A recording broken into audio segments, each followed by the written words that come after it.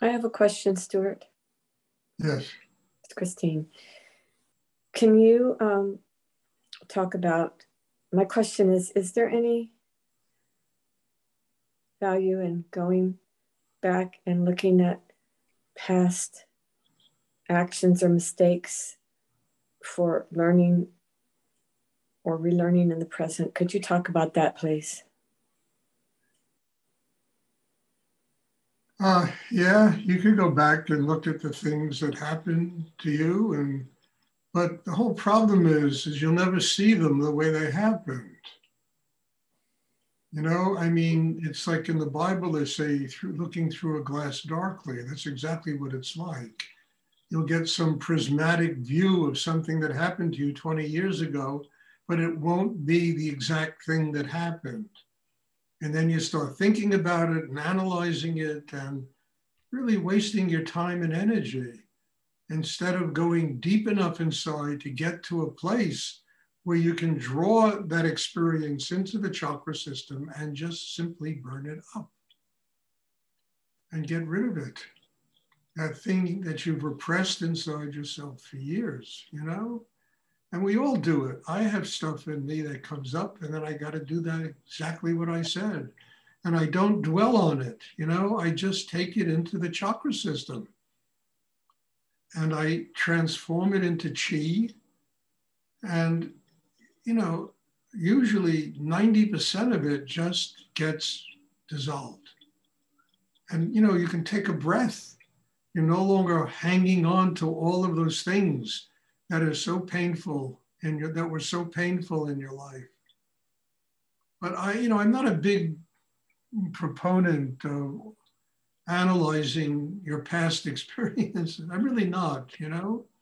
First of all, we can never see them as they truly were because we're living in a completely different moment. And you're looking back at the past as a person who is totally different than when you were 20 years ago. So you're going to see something different. That you'll see a vague image of what happened, but your perception of it is going to be very different. But you can take the feeling, you can take that image and you can draw it into your system and literally transform it and get yourself free of it without having to figure out what you did and what you do and how I have to change. And before you know it, you've made yourself completely crazy. I'm not a big proponent of that kind of psychological introspection. I don't think it works. But, if it does work for you and other people, then do it. I'm not here to tell you to do it or not to do it. I'm just telling you what my feeling is about it. And the biggest element of it is you cannot see it as it actually happened because you are a completely different person today. So you see an image of it through a glass darkly, through having changed so much in the last 10 years, 20 years, that you can't exactly see what happened to you. And then you start analyzing some abstract image of what happened, and it gets very surreal.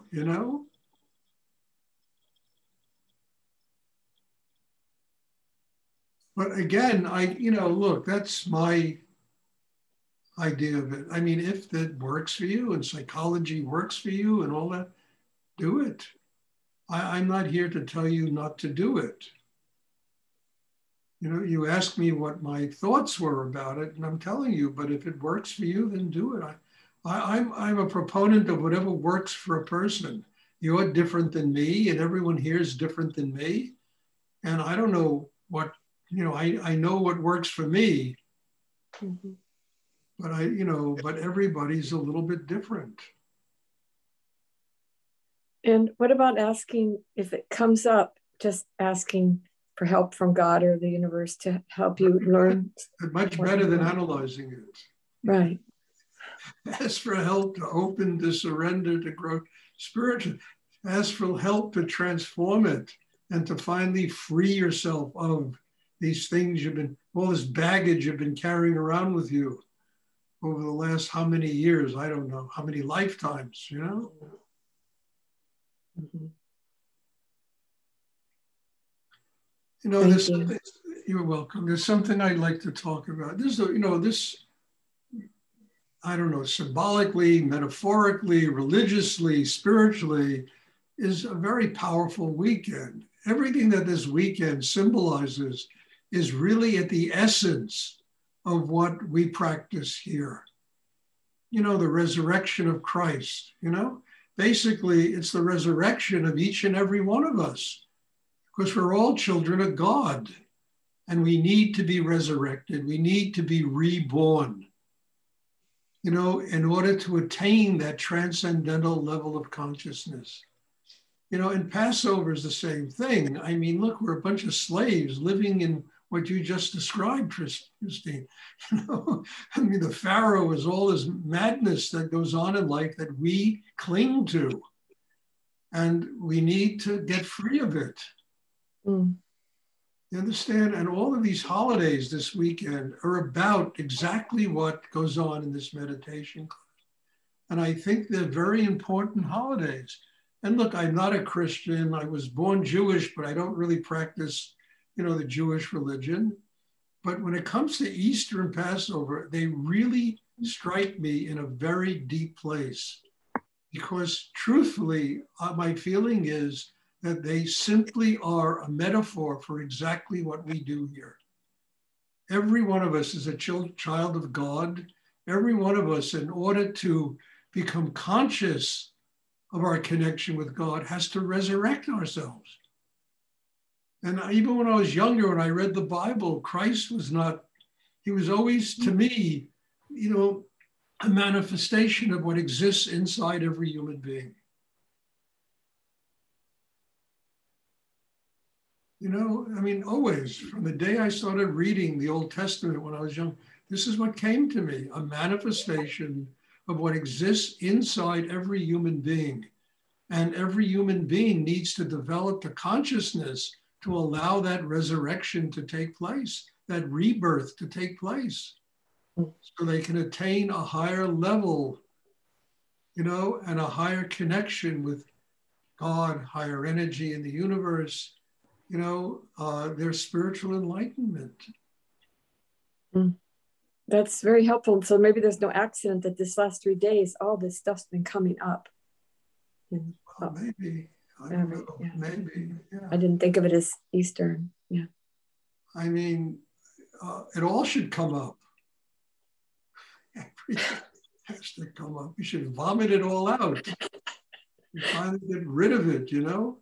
Yeah. But I'm just saying this because, again, I'm not a Christian. I don't really practice Judaism, although, you know, I'm a little bit schooled in Kabbalah and stuff like that. But when it comes to these holidays, you know, they really touch me very deeply because they basically are everything I ever learned from Rudy. Is the underlying essence of what these holidays are all about.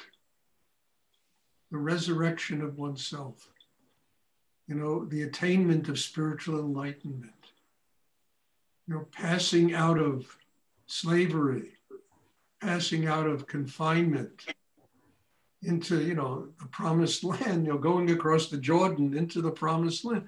I mean, it's all about spiritual practice, about inner work, about developing ourselves as human beings so that we can connect with higher energy in the universe. So I think this is a very powerful weekend. And I think starts, you know, tomorrow night, tomorrow with Good Friday, and then Passover is all coming out of the same days. That usually doesn't happen.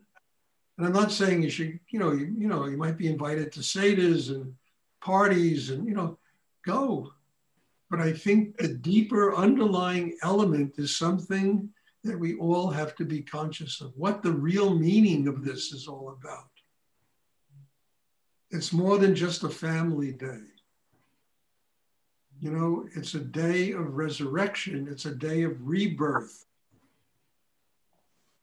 It's a day of really attaining a deeper level. So we truly can experience what it means to become spiritually enlightened. That's what this weekend is really about.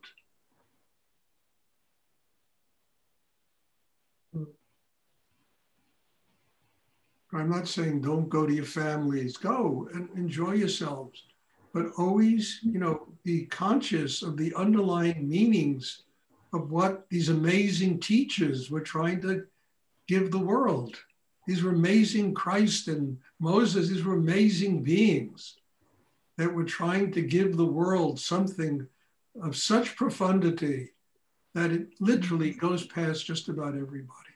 It's too deep for people to comprehend. And most people don't do the work on themselves that enable them to comprehend this.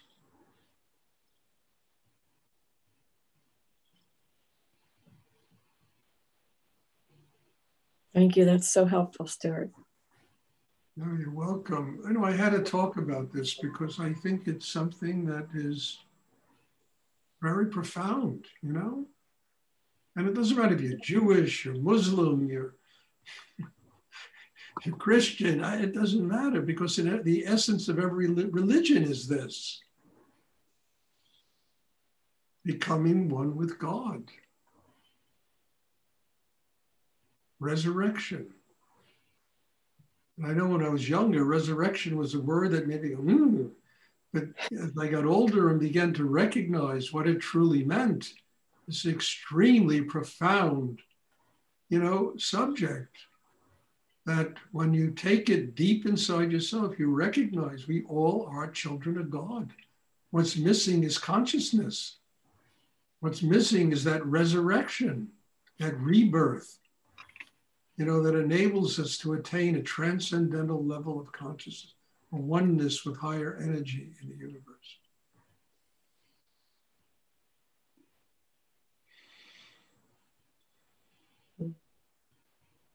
Stuart, this is Richard. In that same vein, if you can talk about a technique we can use to draw energy to the sex and to the base of the spine to help work through these things right now. Well, the double breathing exercise is how you can do it. You bring a piece of your attention to the base of the spine, and you consciously draw the energy from the chakra below the navel through the sex to the base of the spine. I've spoken about this an awful lot. I've even written it in books. I've talked about this whole subject. But it really has to do with the first place that the male-female principle unifies is in the sexual energy of a human being. The male-female principle, the yin, the yang, the male-female, that marriage will give birth to Kundalini. So it's essential that we draw the energy through the sexual area to the base of the spine, because that's where the yin, the yang, the male-female principle comes together. In Tibetan Buddhism, they call it yabyum, and it's really that union. So by bringing a piece of your attention to the base of the spine, by rotating slightly on the base of the spine, you can draw the energy from, the hara, the area below the navel, through the sex to the base of the spine. And that, really, if you get down to it, what that amounts to is the human is being transformed into the spiritual, into the divine. And that takes place with the marriage of the yin, the yang, the male, female, Shiva, Shakti, that takes place in the sexual area.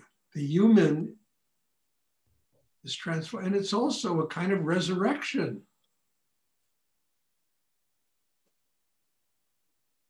I know most teachers avoid sexual energy like it's a plague, and it's just stupid. No, I shouldn't say it's stupid. It's what they do, but it's a very important element in the development of consciousness.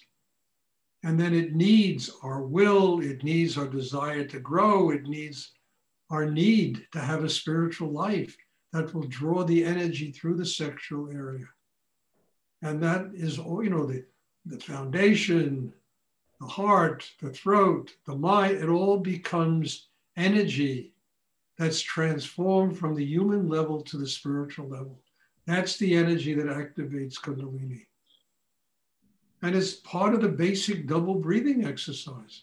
Just bring a piece of your attention to the base of the spine. You can rotate slightly and then draw the energy through the sex. And that energy will activate the Kundalini. Thank you, Stuart. You're welcome, Richard. Does anyone else have a question they would like to ask?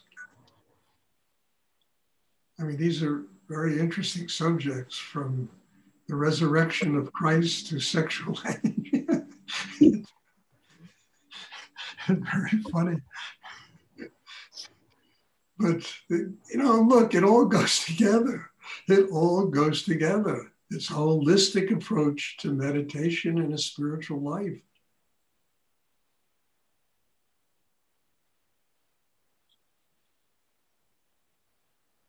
Well, like you said, it's death and rebirth. It's all the same thing. It's giving birth. But what you're giving birth to with the sexual energy is yourself. It also gives birth in the world, our children, our offspring, but internally it gives birth to ourselves. It truly resurrects ourselves, going from the human to the spiritual.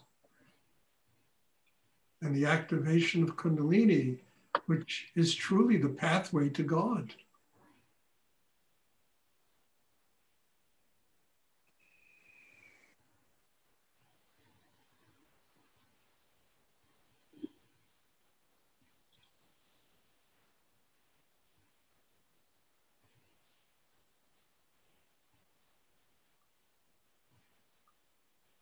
Does anyone else have a question? I mean, this is pretty powerful stuff, but I'm really happy I've spoken about it. I'm happy it's also on video, that people can go to it and hopefully learn a few things about what the internal workings of a human being are all about.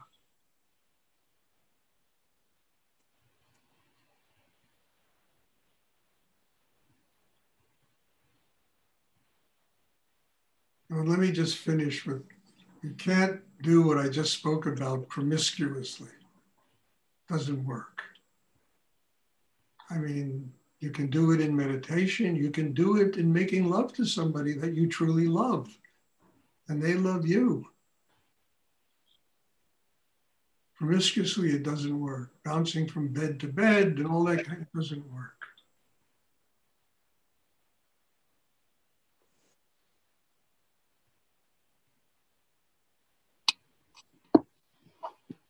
Does anyone else have a question they would like to ask?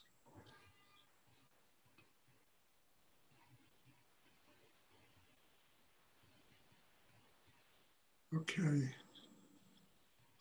Sunday is Easter. We'll have a meditation. I know a lot of you will have to be with family and this and that. If you can make it, there will be a class on Sunday. And God bless you all. Thank you. And I'm looking forward to seeing you. Thank you, Stu. Stuart. Thank you very much.